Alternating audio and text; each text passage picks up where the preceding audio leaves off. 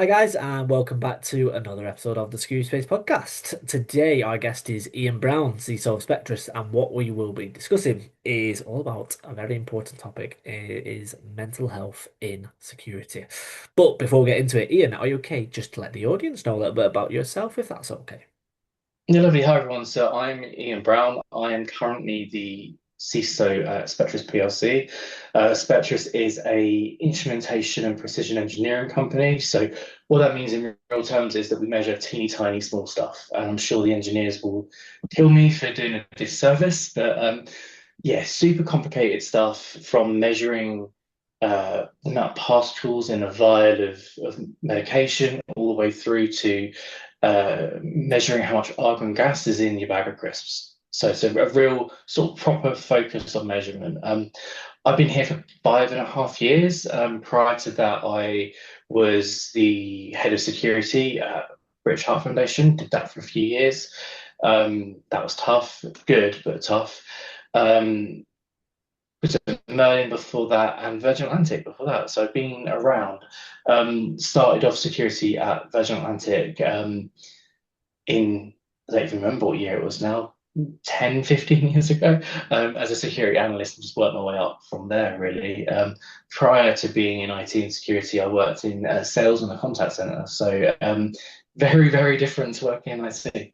Yeah, very, very different, but both gigs equally are straining, shall we say? Is that the political term? Yeah.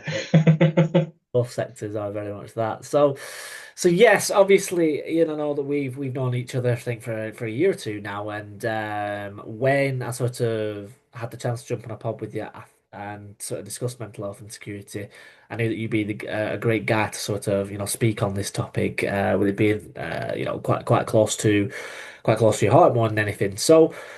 I suppose I just want to sort of maybe start off very high level and talk about what is your sort of view of security as a sector when it comes to, yeah, mental health? What are some of the key things that you look out for when I say mental health and security?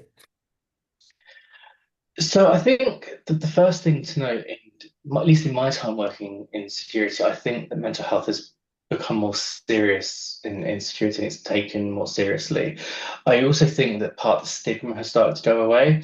So it wasn't that many years ago, I remember when I was looking to move on from a role, that your mental health would have been considered as part of the due diligence process of bringing you on to in a new company. So had you been on antidepressants or anything else, gone through therapy, you may not have actually been eligible to work in that Mm. role.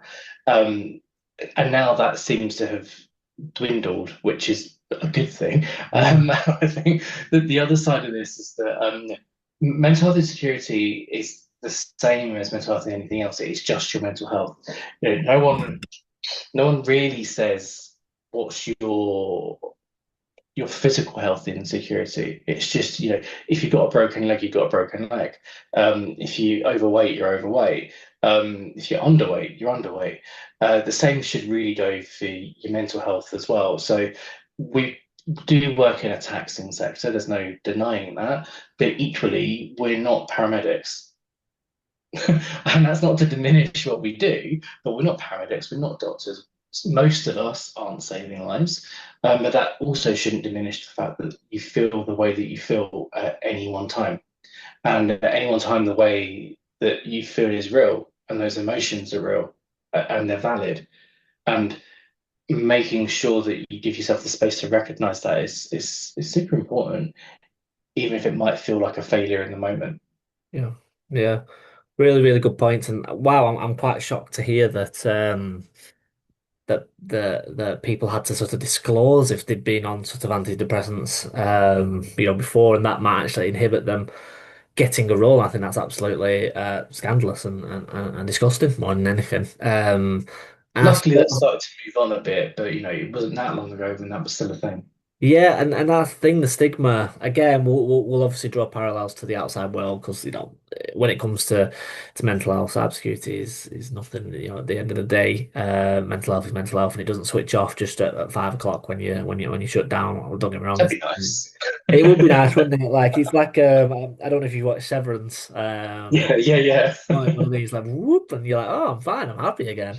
But unfortunately, it doesn't work like that. Does mental health? It's not prejudiced like that. So I suppose to kind of make it a little bit more specific about security is it's one of them industries that is very much spiteful in the sense of like working in the socks. It can, alert fatigue, burnout 24/7. These are some working parameters that the industry has decided to implement because of how it works, but we haven't necessarily got systems in play or anything that I know to address the individual working in these parameters, whether you're working in instant response, whether you're working in SOC, or whether you are in a role like yourself as the CISO that has to be accountable for all this. So how can we sort of fix these parameters around mental health? Because like you say, it's getting better, but we're still not there yet. Is it things like the follow the sun methodology to help out with socks, but not every business can afford that? What's your sort of views on how we can sort of improve these parameters, Ian? So there's two sides. There's workplace accountability and then personal accountability. So from a workplace point of view, even if you're a one-person army fixing the world, as many people have been in the past, I've been in the past as well, um, the workplace needs to take more recognition of the fact that people often work really, really hard and put themselves under a ridiculous amount of pressure, and often it's self-induced pressure Yeah, to achieve a target or a goal or to hit that next milestone or get that massive bonus or whatever the achievement at the end of it might be. yeah, That's a workplace issue. yeah, And workplaces need to spend more time recognizing where they're running on goodwill and where people are working 40, 50, 60, 70, 100-hour weeks when really they're contracted for 37 or 35 or 40. But on the other side of that, it's also recognizing that we are all human and we're allowed to make mistakes and we're allowed to not work every hour under the sun. And recognizing that a lot of people in the street have hero complexes. mm, mm, And I think if we can address the hero complex piece, um, not to say that we should stop caring, but addressing the fact that you can't fix everything, addressing the fact that you don't always need to be contactable will make the world of difference to a lot of people. And it starts to realign the balance, yeah, yeah, which is completely skewed in the wrong direction right now. yeah, absolutely. And why do you think we've got it in such a place where there is that stigma in these high performing environments where it's just like, oh, you're not working 24/7. Oh, the attackers will get in. It's just like, well, yeah, but I've got a livelihood to also protect. I've got a family that I need to be attentive to. I have a daughter to raise or whatever it might be. That it's not like, but these slogans, these throwaway statements that do chip away at someone's securities, get through. And how do we sort of address this toxic culture? What do you think, Ian? So I think the one that always lands with me and one that I use myself and I shouldn't is the attackers need to be right once. Yes. One failing on our side is a problem. And that's a huge imbalance, right? Especially when you're looking at millions or billions of attacks a day. And an attack is hugely varied. Is a phishing attack an attack? Is a ping from an unknown IP address that's just knocking on the door an attack? All those things get classified in that million and billions of attacks. And it starts to drive a bit of paranoia in people. Yeah. And I think that that's part of the problem is that a lot of people get into security roles to do good. Yep. They're trying to make the world a safer place digitally, and taking that responsibility on. If you want to be perceived to be good at your job, you then need to be there and all over the place all the time. And actually, the vast majority of the time, you really don't. Yeah. And yeah, there are attacks. They happen every day. There's no denying that. Um, but if you're in a large enough team, you should be able to rely on other people. Even if you're in a two-person team, you should be able to rely on that other side. And if you are in a one-person army, recognizing but also advocating to say you need downtime is really, really important. And saying that you need downtime isn't a failure. Hmm. And I think we've got our own responsibility to say we need to take that break, to not be looking at the logs every 5 seconds, to not be looking at yet another load of news to say so and so's had a massive cyber attack, or country A is hacking country B, or here's a new novel attack of how you can hear how a PC is processing information and it accidentally leaks information, but it's only done if it's in a perfect clean room and everything's completely silent. Like, and all that sort of stuff starts to chip away. Um, and it, it it doesn't help. Being in the know is helpful, but being constantly in the know and never taking the time to stop is not helpful at all. Yeah. And I suppose to come in on that one, it's having that awareness, isn't it, to pick your battles. It's like, look, nobody is Superman. Like everybody should know if you get into security that it's never, you never ever, nobody's ever 100% security proof. I must say that, but 3 or 4 times a Yeah, day when I'm sort of speaking to. So therefore, don't stop trying to aspire to that because you'll never get that. It's just not possible. So therefore, pick your battles, and yeah, when it's your turn to be in battle, yeah, give it everything. But when it's not, and you need that time away, you're not doing it.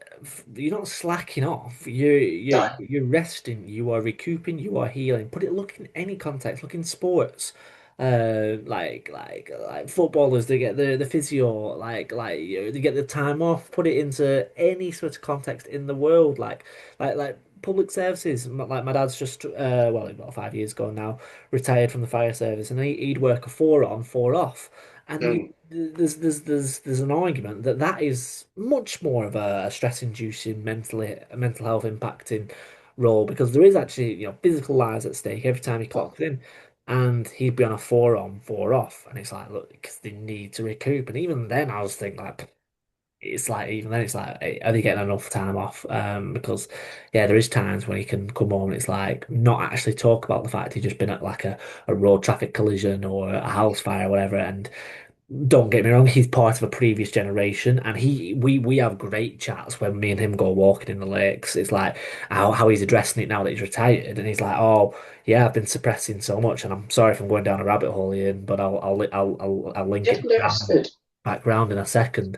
And how like, oh, he's fine, and we have chats about it because he's a very sort of switched on, emotionally intelligent guy. But there is some, he says in the fire service, I couldn't speak about this to anybody because it'd be just be like looked down on, and even that, whether it's just the fire service or the fact it's a very male-centric occupation, or it was, it's definitely changed a lot now. It's becoming a lot more inclusive of others, and that's testament to the recruitment process of the fire service. But yeah, just the fact that he's now being able to sort of have that awareness of like, oh, I was fine, but I was probably suppressing a lot of stuff. Linking it back to security in a roundabout way, it is like when you're not at 100%, when you're working and when you've not rested, you're just gonna be working at 80%, 70%, 60%, and that impacts your performance, and then that in turn will raise questions as opposed to, oh, why you not working, or why you underperforming. It's like, well, pick a lane here. Do you know what I mean? And pick a lane. Like, what do Yeah, you want? It's either way. There's going to be some unsatisfactory work as a result of me not being rested and my mind not being in it. So it's like, okay, well, what are some of the business risks of if you're being overworked and therefore your mental health is pivoting? I spoke a lot there, Ian, so I apologize if none of No, that. no, it's great. First of all, I completely agree in the sense of that some people, and certainly certain generations, just didn't recognize the difference between a day-to-day stress and sustained stress over a period of time starts to impact you. Same for sadness, right? You can feel sad, it's normal to feel sad, but to feel sad on a ongoing basis for ages and ages, that's not just sad, that's likely to be slipping into depression or another thing. It just wasn't discussed, it was perceived weakness. I also think part of that is a is systematic from, at least in the UK, our employment law. Okay. So back in the day, you could be fired for anything. Kind of like you had in a lot of states in America. In the UK, we've now got a bit more protection, but that protection is only 2 years. And quite frankly, 2 years is a very, very long time to be expected to be working at 150% for 700 and something days. I can't do that maths that quickly. But, if you're trying to leave a good impression, and equally you're scared of making a massive, massive mistake that could have business impact.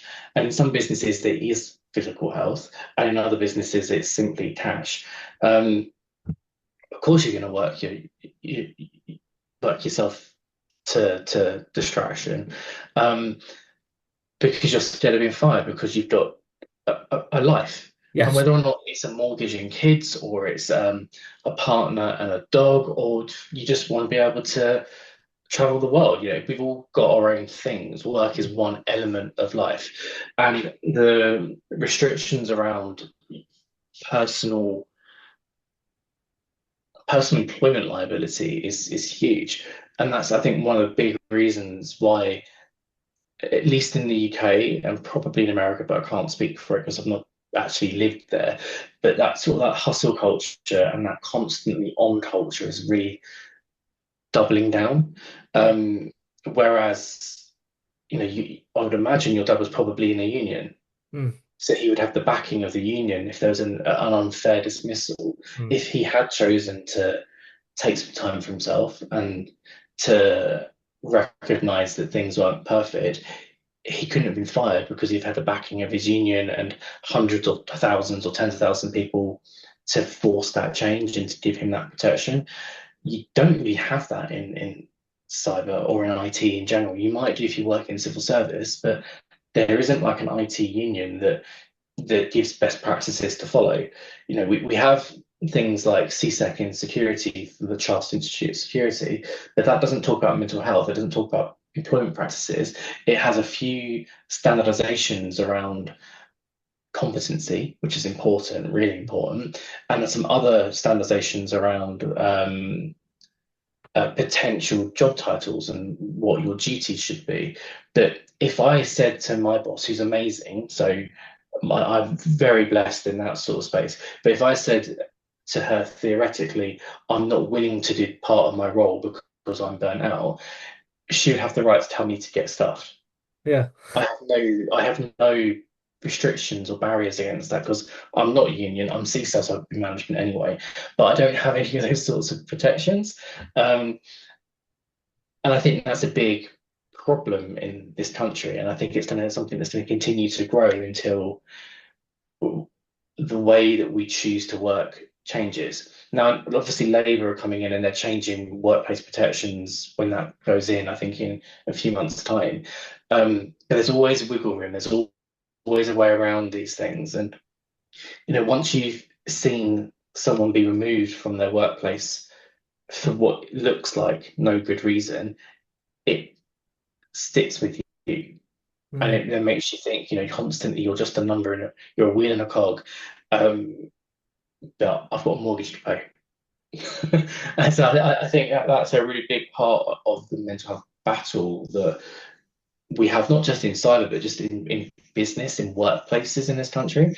I'm thinking in cyber because the potential for for it to go wrong so quickly and Yeah. at such a random moment is constantly sitting over you, like a spectre of death, then you just it makes you work harder because you're scared of the result. Yeah. No, And that constant pressure builds up over time, and you reach a point, and you probably see this with a lot of people that you talk to, and I know that I do as well. People don't even realize that they're under that level of pressure, sometimes self-induced, sometimes business-induced, sometimes a combination, um, until something cracks. yeah, absolutely. And you made some terrific points there. And I sort of wanted to raise the question of like, yes, there's definitely mental health will get addressed like with government policies with your public services first, probably because they're the ones that are like they've been around for a while, and it's like, oh yeah, these people must be they must be taken care of. But cyber has to be next, like because like look at the geopolitical landscape for starters, and like wars are now being fought on the cyber front.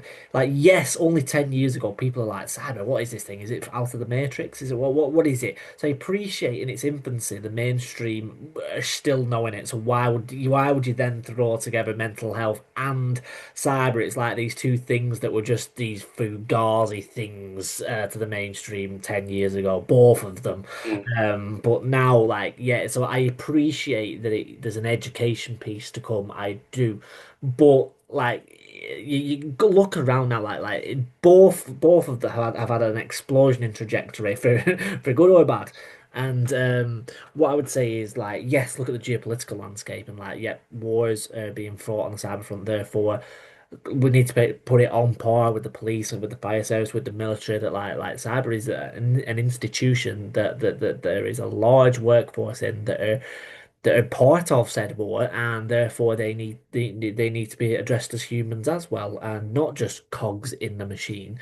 But then secondly is look at the commercial aspect. Not necessarily the commercial aspect, but like the details of the work that they're working on. Sometimes they can be, when you look into threat intelligence, there could be sort of like child exploitation cases, there could be murder, there could be rape, whatever it might be. I don't even know if I'm allowed to say that. That might get censored now. I'll probably need to blurb that out. But the fact I'm even saying that means that, like, look, this is sensitive stuff that individuals, it's not just a computer viewing it. There is an individual seeing this, and therefore, and it will impact them. And I've done separate pods. There's a pod that I will link with Chris Caldwell, all about the life of an instant responder and like how he sort of actually goes about. And there's just little things that he has to implement into his psyche, like, oh, when I finish work, I'll change my clothes, or I'll never listen to the same music that whilst I'm working that I am to my personal life, because Yeah. I need to keep them separate. And it's like, well, wow, it's amazing that he's so in touch with how to protect his psyche.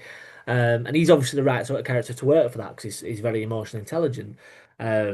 So yeah, I absolutely agree that something needs to change for security, and it needs more sort of light spreading towards mental health in the industry. I don't know if you agree to what I say there. Yeah, completely. And I think that roles that aren't immediately life-saving aren't any less important. So while I might have said it earlier on, we're not saving lives, blah, blah, blah, there's still a stress and there's still a pressure there. And if you think back to like Alan Turing and the Enigma work that they worked on, they they're working tons and tons to break a code. It's a very early form of cipher breaking in the modern world. And that's kind of, you could argue, is security or infosec or whatever. But the result of what they did literally did save lives. Mm. And if you're working in security for the NHS, or you're working in security where you're stopping production machines from being impacted and therefore saving lives through not having stuff explode, you are literally making a difference on a day-to-day basis. And that's the reason why people come into these roles. But conversely, recognizing that you can't be everywhere all the time. And I think your point around the chap who had to change his clothes at the end of the day or segmented his musical tastes, everyone will find their own or hopefully they will find their own mechanism. In a previous company I used to work at, it used to be walking down the stairs. So I worked on the fourth or fifth floor. I can't remember which floor it was now. Um, but I always used to walk down the stairs rather than take the lift on the way home Okay. because it was almost like a ritual of right, this every floor, every step that I'm going down is a little bit less pressure that's coming off of me Yeah. until I got to the train. And then my phone starts pinging again. But that's a different thing, right? But the point is that those little rituals are super important, and recognizing that the secret squirrel stuff that we do behind the scenes and the technical stuff that the technical people can do behind the scenes, be it breaking ciphers or changing firewalls up, or in the midst of an incident, you know, fixing a firewall and then accidentally unfixing it because the business is moaning about something, you made a mistake, you don't even realize it, and you don't even realize the consequence of your mistake, is part and parcel of what we do on a day-to-day basis. And yeah, we should take responsibility and accountability for it, but not to the point where you're a nervous wreck at the end of it. Yeah. Yeah, absolutely. And we should be allowed to be that way. It shouldn't be that there's such an expectation from whoever, the board, the exec, whatever, that things are perfect all the time because they're not. And I think this is something that's really important in security. I think it's great that we're pivoting towards it increasingly. Is it's not about if, it's about when, and it's not really about how damaging is it. It's about how can we limit the damage now. Mm. It's the same with health and safety, right? If you're working in a health and safety space and you're doing something that's a bit risky, that's okay so long as you've got the right barriers and the right safeguards and controls around it. Now, I used to work for the British Heart Foundation, as I said, and every year they do a bike ride from London to Brighton. Um, who is going to be cycling on those cycles? It's going to be people who've had heart conditions. So just running that event on its own is hugely risky, Mm. but it's also hugely important and it's hugely empowering and liberating for people who want to raise funds. That same logic of, okay, there's likely to be an incident. How are we going to handle that incident? And in that physical world, it's probably a heart attack. Um, that same logic of it's not a failure if something happens, it's only a failure if you're not ready. Mm. That needs to apply increasingly in the security space so that we all have the freedom and the headspace to start thinking, okay, I can start to unwind and I am feeling a bit anxious about this, and that's okay. Mm. Ian, it's been a terrific episode, and I want to thank you firstly for coming on the Secure Space and speaking about it. It's not an easy topic, but with your approach to it, it's been made easy. And I just hope that if there is somebody listening to this episode and they are struggling or anything like that, that it is okay to sort of speak out. And like I say, like, even if they just want to drop me or Ian, or I'll put some helpful links down below as well as we're very much aware that it's not the easiest industry to work in. And look, but what is good about the industry is that the people in it are very good, and we can sort of like help each other out 'cause it's a small space. So yeah, don't think that there isn't a human behind the screen. So that's what it all boils down to. So Ian. Thank you very much for coming on the Q Space podcast. I'll be sure to put all the information down below and helpful links. But yes, thanks for coming on, buddy. Amazing. Thanks, Nick.